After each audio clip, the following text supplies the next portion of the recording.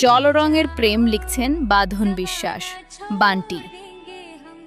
শহরের ব্যস্ত ট্রাফিক আর ধুলোবালির মধ্যে এক চিরতে স্বস্তি হলো অভ্রর আর্ট গ্যালারি। অভ্র পেশায় চিত্রশিল্পী। একদিন গ্যালারিতে ক্যানভাসে জলরঙের পোজ দিচ্ছিল সে, এমন সময় দরজায় থাকা বেলটা বেজে উঠল। ভেতরে প্রবেশ করল নীল শাড়ি পরা এক তরুণী, হাতে একটা ভিজে ছাতা। চোখের মণি দুটো যেন শরতের মেঘমুক্ত আকাশের মতো পরিষ্কার। মেয়েটির নাম মায়া। সে খুব মন দিয়ে এক কোণে রাখা একটা অর্ধেক আঁকা ছবি দেখছিল। অভ্র এগিয়ে গিয়ে জিজ্ঞেস করল, ছবিটা কি আপনার পছন্দ হয়েছে? মায়া চমকে ফিরে তাকালো।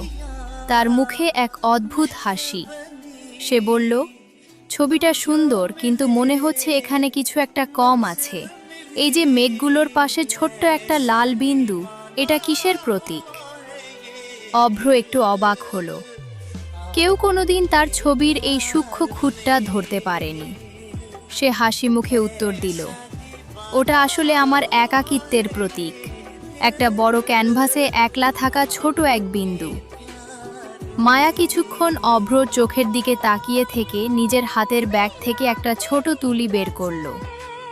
অভ্রর অনুমতি না নিয়েই সে সেই লাল বিন্দুর ঠিক পাশে একটা উজ্জ্বল হলুদ রঙের ছোট রেখা টেনে দিল। মায়া ফিসফিস করে বলল, এখন দেখুন, বিন্দুটা আর একা নেই। ওটা এখন সূর্যাস্তের এক টুকরো আলো হয়ে গেছে। সেই মুহূর্তেই জানলার বাইরে ঝমঝম করে বৃষ্টি নামল। অভ্রর মনে হলো তার মনের ভেতর জমে থাকা দীর্ঘদিনের ধূসর মেঘগুলোও যেন বৃষ্টির মতো ধুয়ে যাচ্ছে। সে বুঝতে পারল, শিল্পের ভাষায় একেই হয়তো বলে পরিপূরক। পরের 1 ঘন্টা তারা কোনো কথা বলল না। শুধু বৃষ্টির শব্দ আর রঙের গন্ধে মিশে থাকলো দুজন। যাওয়ার সময় মায়া যখন ছাতাটা হাতে নিল, অভ্র এক মুহূর্তের জন্য দ্বিধা করল। তারপর সাহস করে বলেই ফেলল, আগামীকাল কি আবার কোনো নতুন রঙের ছোঁয়া দিতে আসবেন?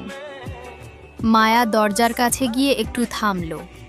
ফিরে তাকিয়ে মিষ্টি করে হেসে বলল, আসলে লাল বিন্দুর পাশে হলুদ রঙটা কিন্তু বেশ মানায়, তাই না?